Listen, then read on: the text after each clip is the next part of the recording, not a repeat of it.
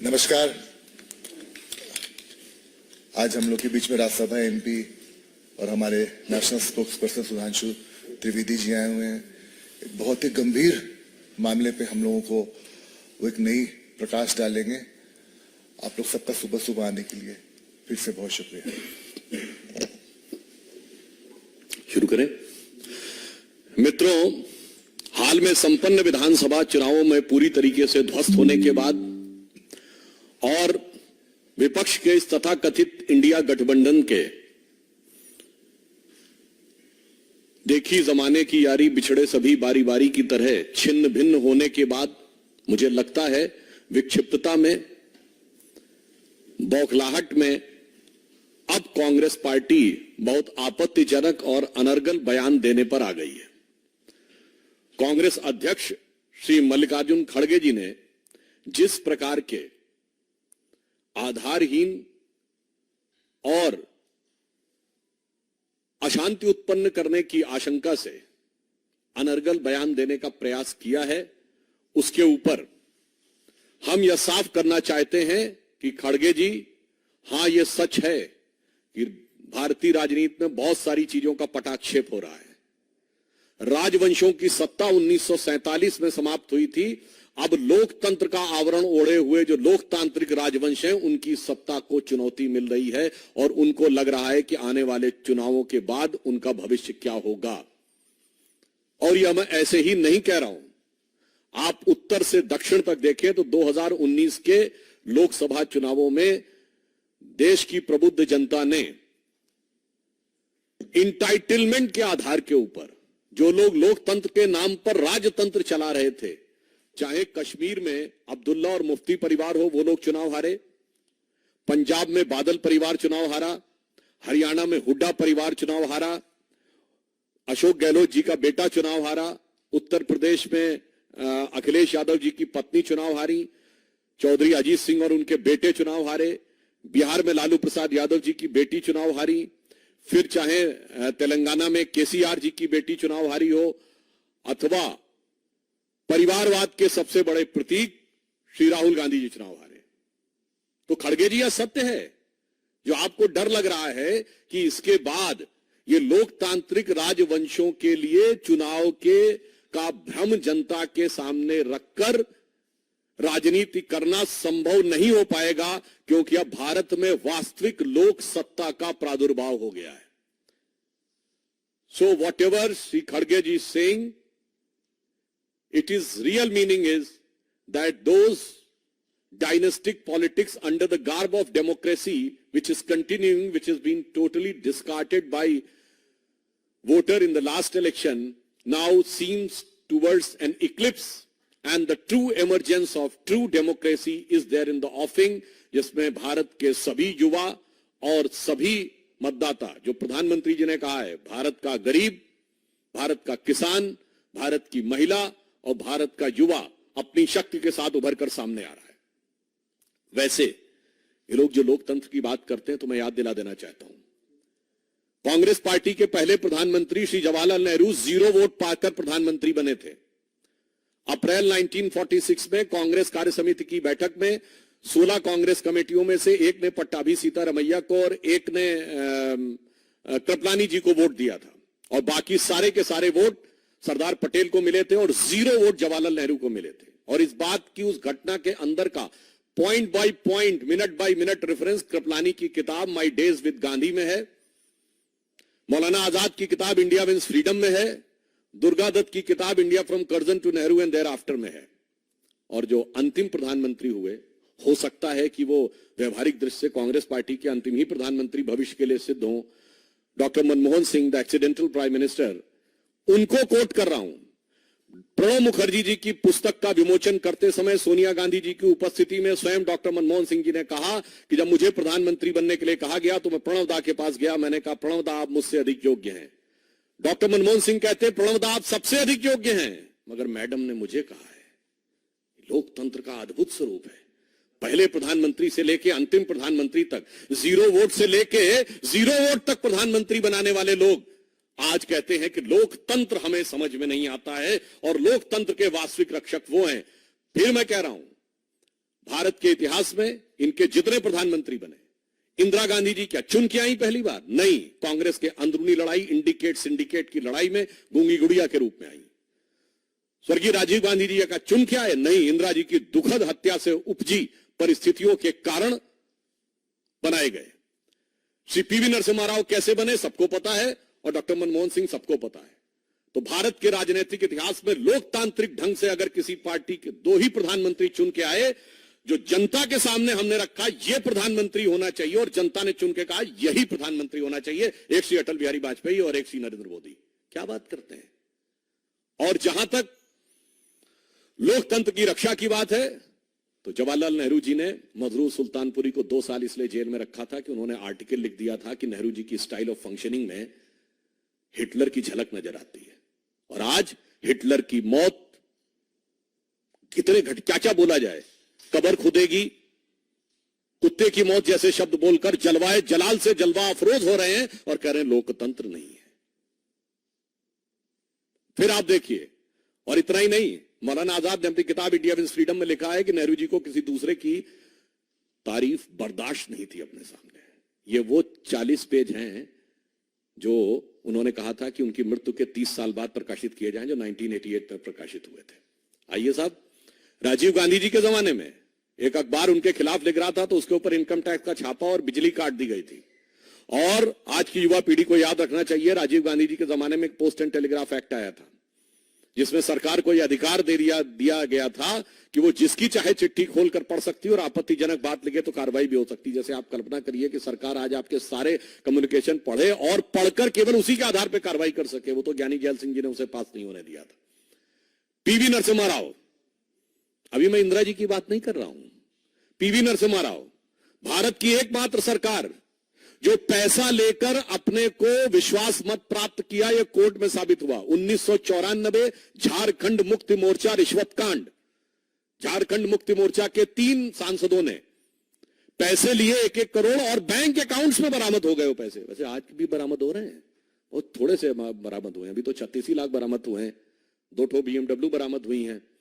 पर सोचिए कि इनकी फितरत तो कितनी पुरानी है कांग्रेस साथ गठबंधन। एकमात्र प्रधानमंत्री जो उसके बाद भ्रष्टाचार के आरोपों में अदालत की चौखट पे खड़े हुए। और उसके बाद जब सोनिया गांधी जी की छत्र छाया में मनमोहन सिंह जी की सरकार चली, तब तो हिंदू आतंकवाद जैसे शब्दों का प्रयोग करके बगैर चार्जशीट फ्रेम किए हुए लोगों को बरसों बरस जेल में रखा गया, उनके साथ अमानवीय व्यवहार किया गया, महिला कैदियों के साथ किस किस प्रकार की घटनाएं की गई वो सबको पता है। और इसके उपरांत जो लोकतंत्र की बात करते हैं, अब अगर इंदिरा जी की बात की जाए, जिस समय लोकतंत्र वास्तविकता में खत्म हुआ था, आज की पीढ़ी जो हमारी जनरेशन के भी लोग हैं उनको भी नहीं मेमोरी है, इसलिए भारत की 3/4 जनसंख्या को नहीं पता है। क्या आपको पता है कि एक बार लोकसभा का कार्यकाल बढ़ा दिया गया था, ये 5 साल से बढ़कर 6 साल? यस, इंदिरा गांधी जी के समय में इमरजेंसी में। आपको पता है कि मूल अधिकार समाप्त कर दिए गए थे। और मैं याद दिलाना चाहता हूं कि लालू प्रसाद यादव जी की बेटी का नाम मीसा है। वो क्यों है? MISA एक एक्ट था, maintenance of internal security act during emergency, जिसमें अगर किसी को जेल में डाल दिया जाए तो वो जमानत के लिए अर्जी नहीं दे सकता था, वो कोर्ट में ही जा सकता था। एक बार जेल में गए तो अंदर, न वकील, न अपील, न दलील, अंदर। और उन्होंने उस समय संकल्प लिया था कि कांग्रेस को मैं उखाड़ फेंकूंगा, इसलिए अपनी पुत्री का नाम मीसा रख रहा हूं ताकि जब भी पुत्री का नाम पुकारूंगा तो याद आएगा। और आज कहां से कहां पहुंच गए वो सबको दिखाई पड़ रहा है। अब मैं याद दिलाना चाहता हूं, ये जिस प्रकार की चीजें थी, आज मैं याद दिलाना चाहता हूं कांग्रेस पार्टी को, क्या कोई ऐसा भी व्यक्ति है जो कांग्रेस पार्टी का सांसद रहने के बाद 1 साल के गैप के बाद सुप्रीम कोर्ट का जज बन जाए? जस्टिस बहरुल इस्लाम, असम हाई कोर्ट के जज, पहले जज रहे, फिर कांग्रेस के टिकट पर लोकसभा का चुनाव, फिर चुनाव नहीं हुआ तो राज्यसभा में आए, फिर राज्यसभा से हटने के बाद 1 साल के गैप के बाद सुप्रीम कोर्ट के जज बन गए। 3 जजेस को सुपरसीड किया गया, वो तो एक अलग बात है। मगर मैं ये भी बताना चाहता हूं कि उन्होंने अपने समय में क्या कहा था, ये क्या विचार था, ये केवल 10 सेकंड की क्लिप अगर आप सुने। Mr. Shah know what is happening in the political world? What are the forces at work which want to destroy a developing economy? Is a judge competent to decide that? Then why have democracy? Why have elections? Why have political people in power? ये किसकी आवाज है? श्रीमती इंदिरा गांधी जी की। और ये किस विचार से प्रेरित है, ये भी मैं बताना चाहता हूं। जिसको आप डेमोक्रेसी कहते हैं, मैं बताना चाहता हूं, Hitler addressed Reichstag on 26th of April 1942, and Hitler said, I expect the German legal profession to understand that the nation is not there for them, but they are here for the nation. From now onwards, I shall intervene and will remove from the office those judges who evidently do not understand the demand of the hour. और इंदिरा गांधी जी ने क्या कहा था? Parliament के floor पे कहा गया था कमिटेड जुडिशरी की बात, और यह कहा गया था कि जजेस को हमारी विचारधारा के अनुरूप चलना होगा। आज वो लोग कहते हैं डेमोक्रेसी। आपको पता है, नाजियों की एक बड़ी फेमस फिल्म थी ट्रायम्फ ऑफ द विल। 1934 में उसका मंचन हुआ नाजी पार्टी के कन्वेंशन में। उस मंचन के समाप्त होने के बाद हिटलर के राइट हैंड व्यक्ति रूडोल्फ हेस, जो बाद में अरेस्ट हो गया था 92 में शायद उसकी डेथ हुई, उसने नारा लगवाया था, Hitler is Germany and Germany is Hitler. ठीक यही नारा छोटे मोटे नेता ने नहीं, कांग्रेस के तत्कालीन राष्ट्रीय अध्यक्ष देवकांत बरुआ ने लगाया, India is Indira and Indira is India. और आज तक कांग्रेस के किसी राष्ट्रीय अध्यक्ष ने उसके लिए माफी नहीं मांगी है, तो वो कांग्रेस का आज तक आधिकारिक बयान है। इसलिए जो लोग राजनीति में इस प्रकार की बात कहते हैं कि कौन डेमोक्रेसी की बात कर रहा है, तो मैं एक और चीज कोट करना चाहता हूं। मार्गरेट अल्वा जी कांग्रेस की सीनियर लीडर रही हैं। उन्होंने किताब लिखी है courage and commitment and autobiography, जिसमें उन्होंने कांग्रेस की शीर्ष नेतृत्व लीडरशिप का नाम लेते हुए कहा है कि द टॉप लीडरशिप के लिए they functions in an absolutely arbitrary manner and supports corrupt anti national activities and the nexus. तो आपके नेता के बारे में कह रहे हैं। और नटवर सिंह ने क्या लिखा है, one life is not enough. PV Narasimha Rao की किताब द इनसाइडर। अरे क्या क्या सुनेंगे भाई। तो मैं साफ बात कहना चाहता हूं, यह सच है, जो आर्बिट्रेरी अधिनायकवादी शक्तियां थीं, उनके हाथ से अब सत्ता को निर्णायक रूप से जाने का समय आ गया है। और यह साफ दिख रहा है। वहीं श्री नरेंद्र मोदी जी के नेतृत्व में भारत एक नए स्वरूप की तरफ आगे बढ़ रहा है, जहां पर कि 44 करोड़ लोगों को मुद्रा योजना के तहत लाभ मिला है। जनधन योजना के 50 करोड़ अकाउंट बने हैं। 4 करोड़ गरीब लोगों को आवास मिला है। सत्ता में सबको सम्मान, सबको स्थान मिला है। वैसे एक और बात बता दूं, भारत के इतिहास में एक ही प्रधानमंत्री हैं, श्रीमती इंदिरा गांधी जी। कोर्ट ने जिनको करप्ट प्रैक्टिसेस और माल प्रैक्टिसेस के लिए दोषी साबित कर दिया, उसके बाद उन्होंने कोर्ट के निर्णय को रौंद दिया। और एक ही बार नहीं रौंदा गया, 2 बार रौंदा गया। 1985 शाहबानो केस, कि जब लगा सुप्रीम कोर्ट शरिया के खिलाफ जा रहा है, तो Supreme Court has been trounced by the brutal majority in the parliament in favour of sharia, and this was a secular state. वरना दुनिया में कोई एक सेक्युलर स्टेट का उदाहरण बताएं जहां शरिया सर्वोच्च न्यायालय से ऊपर हो। इसलिए मैं बताना चाहता हूं, और एक और बात बता दूं, इंदिरा जी के खिलाफ जो चुनाव लड़े थे राजनारायण जी, वो संयुक्त सोशलिस्ट पार्टी के थे, संसोपा जिसको कहते थे। वही तो पिछड़े वर्ग के आरक्षण की बात कहती थी, उसके तो खिलाफ खड़े थे। अब आज आप कहते हैं गणना करवाएंगे। जब हाथ में सारी सत्ता थी तब तो कुछ किए नहीं, तब तो सदैव विरोध में रहे, और आज आके कहते गणना करवाएंगे। इसलिए मैं अंत में कहना चाहूंगा कि खड़गे जी ने एक और जो गंभीर बात बोली है, वो मैं सारे करोड़ों देशवासियों से कहूंगा, इसको गंभीरता सोचिए। उन्होंने कहा कि हम गुलाम थे, और कहते हैं कि तुम लोग गुलाम के भी गुलाम थे। ये गुलामी की मानसिकता है। आप कह रहे हैं कि हम दुनिया के एक विचित्र देश बताए जाते हैं कि जो 1000 साल तक गुलाम रहा, फिर भी जो समाज में विकृतियां आई, समस्याएं आई, उसका कारण शासक वर्ग नहीं था, हम थे।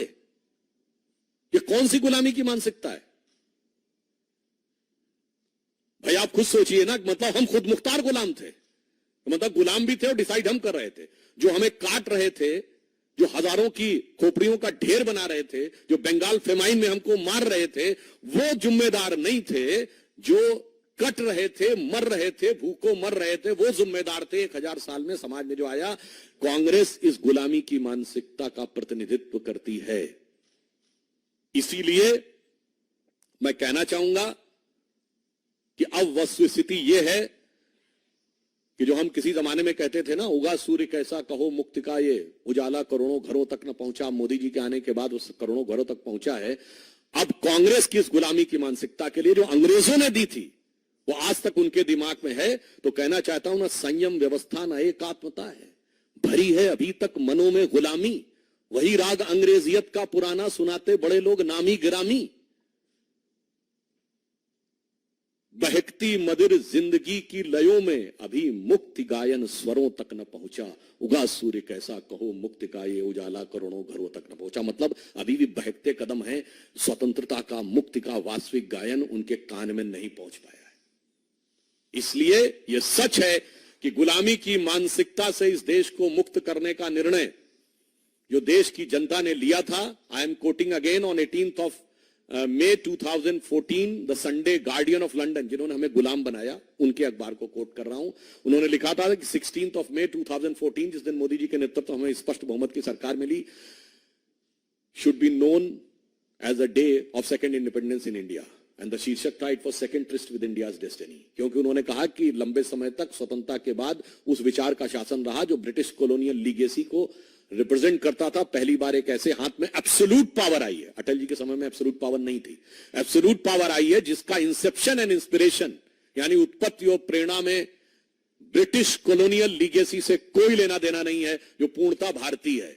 इसलिए ये कांग्रेस और कांग्रेस गोत्र के जितने दल हैं, उन सब के लिए भविष्य निश्चित रूप से निर्णायक अवसान की तरफ बढ़ रहा है। और उसी कारण वो भयाक्रांत होकर इस प्रकार की अनर्गल बातें कर रहे हैं। और एक बात और कहना चाहूंगा कि अभी जो कुछ झारखंड में चल रहा है, आपने देखा कि थोड़ी मात्रा में धन प्राप्त हुआ है, क्योंकि उनके लिए तो 36 लाख बहुत थोड़ा सा है। अज्ञात स्थान से लोकतंत्र का संचालन हो रहा है। मतलब आप सोचिए कि नॉन ट्रेसेबल चीफ मिनिस्टर, कैसी डेमोक्रेसी की रक्षा हो रही है। और वो कह रहे हैं हम डेमोक्रेसी की रक्षा करेंगे। और ये वही है जो 1994 में कांग्रेस का साथ दिए थे। झारखंड मुक्त मोर्चा रिश्वत कांड, 350 करोड़ कांग्रेस के सांसद के यहां से बरामद हो चुका है। भाई, इतनी हकीकत सामने आने के बाद फिर यदि आप कहते हैं कि आप लोकतंत्र की रक्षा करने की बात कर रहे हैं, तो देश की प्रबुद्ध जनता समझती है। मगर इस तथाकथित इंडी गठबंधन के हालत देखिए। पहले उत्तर प्रदेश में मायावती जी ने कह दिया हम नहीं रहेंगे, पंजाब में केजरीवाल जी ने कहा हम नहीं रहेंगे, राहुल गांधी बंगाल के दरवाजे पहुंचे तो ममता जी ने कहा हम भी नहीं रहेंगे, वो बिहार के दरवाजे पहुंचे तो पता चला गठबंधन ही टूट गया और नीतीश जी एनडीए में आ गए। तो मैं on the lighter note Congress के लोगों से कहना चाहूंगा कि श्री राम जन्मभूमि की प्राण प्रतिष्ठा के मुहूर्त पर वो लोग बहुत सवाल उठाते थे। तो मैं उनसे कहूंगा, जरा राहुल गांधी की यात्रा किस मुहूर्त में शुरू की थी, जरा किसी योग्य ज्योतिषाचार्य से इस बात में विचार कर लें, क्योंकि जहां जहां चरण पड़े राहुल के तहता बंटाधार होता चला जा रहा है। तो मैं अंत में इस इंडी गठबंधन के लिए कहना चाहूंगा कि भाई, अब जितने भी चेहरे लगा लो, ये भ्रष्टाचार तुष्टीकरण छुपने वाला नहीं है। तुम चाहे जात बिरादरी की बात कर लो या लोकतंत्र खत्म होने का झूठा प्रपंच कर लो, तुम्हारे घर की हकीकत नहीं छुप सकती, क्योंकि अब जनता आपके चेहरे को देख रही है। तो ये पंक्ति के साथ समाप्त करता हूं जो इंडी गठबंधन पर लागू होती है कि अब जो चेहरे से ही जाहिर है छुपाएं कैसे, अब जो चेहरे से ही जाहिर है छुपाएं कैसे, तेरी मर्जी के मुताबिक नजर आए कैसे, घर सजाने का तसव्वुर हुआ बात की बात। मतलब चेयरमैन और कोऑर्डिनेटर छोड़ो, घर सजाने का तसव्वुर हुआ बात की बात। अब तो मुश्किल है कि इस घर की हकीकत को छुपाएं कैसे। 350 करोड़ से लेकर 36 लाख तक दिख रहा है। धन्यवाद।